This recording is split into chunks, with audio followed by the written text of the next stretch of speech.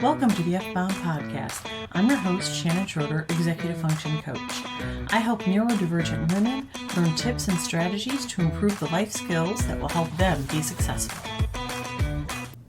Understanding imposter syndrome. The term imposter syndrome has gained a lot of popularity, notoriety, in recent years. Many of us use the term, but do you really understand what it means? Chances are, if you're neurodivergent, you do. Have you ever felt like a fraud despite your accomplishments and expertise? Do you constantly doubt your abilities and fear being exposed as incompetent? When you do this, you're experiencing imposter syndrome. Imposter syndrome is a psychological phenomenon characterized by persistent feelings of self-doubt and the belief that your success is undeserved or the result of luck. Imposter syndrome, also known as imposter phenomenon, was first described in 1978 by psychologists Suzanne Imes and Pauline Rose Clance. It refers to the experience of highly accomplished women who struggle to internalize their achievements and live in constant fear of being exposed as frauds.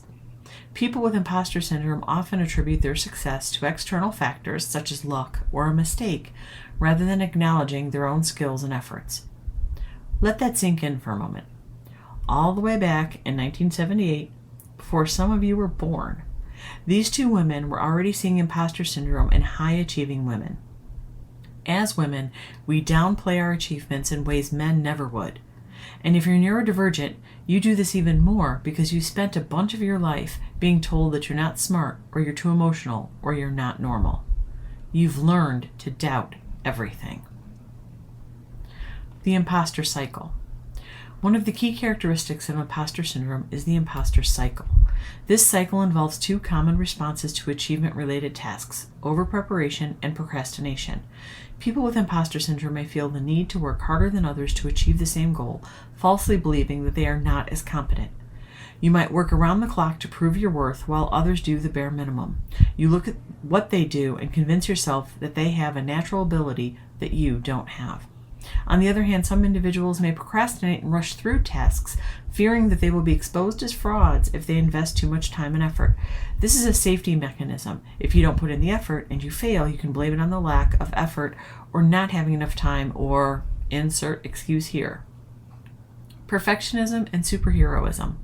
Perfectionism is another central characteristic of imposter syndrome. People with imposter syndrome often set unattainable standards for themselves and strive to be the best in everything they do. Failure is not an option. They may overwork and sacrifice their well-being in pursuit of perfection.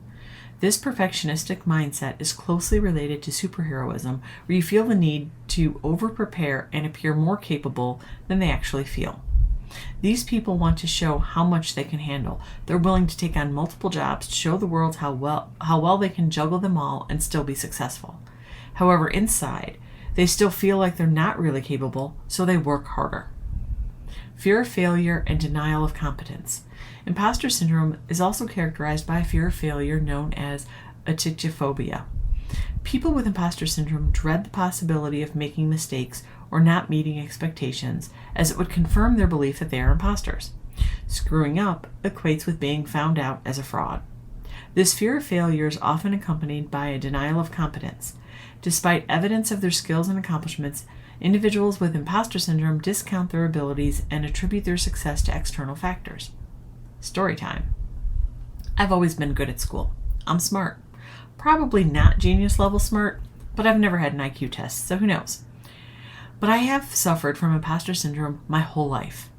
I am a woman with a bachelor's degree and 2 master's degrees, but every time I had to start a new phase of school, I feared being found out. I went into high school terrified because they put me in all honors classes. I didn't think I could handle it. School had been easy in elementary school. This was going to be too hard. It wasn't. I went to a small school. My graduating high school class was 200 girls.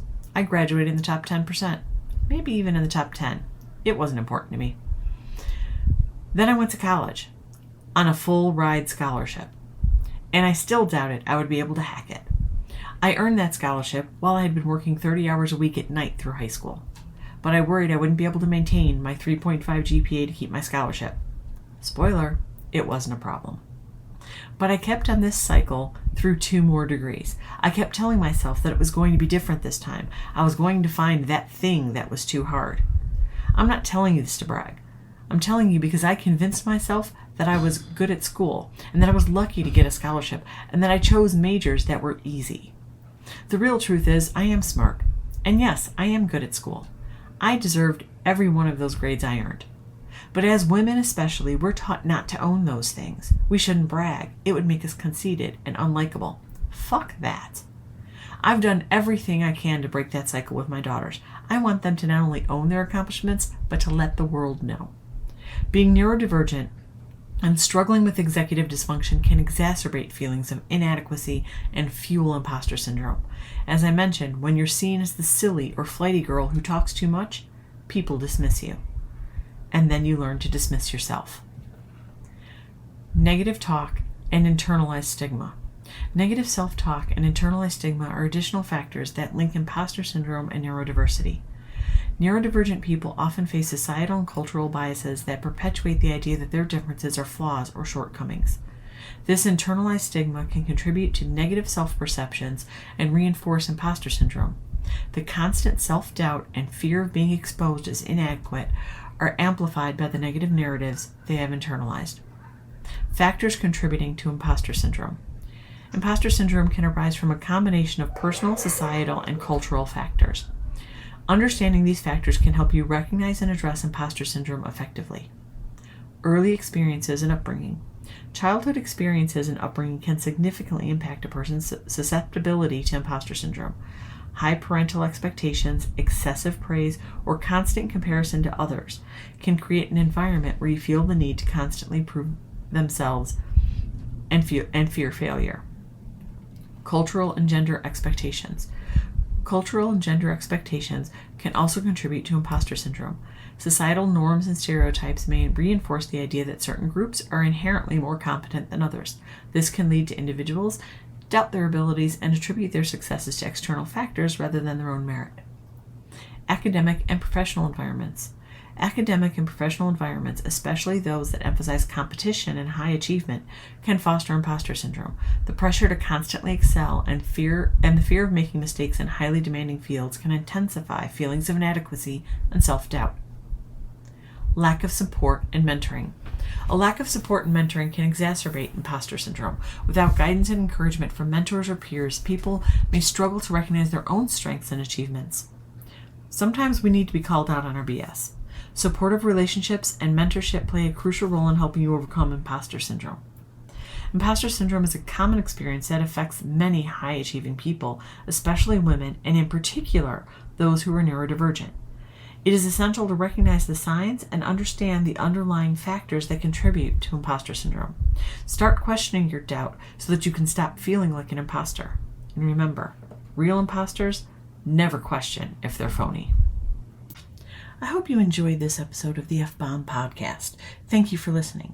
Remember to subscribe below and check out my show notes to learn more about my Facebook group, courses, and membership.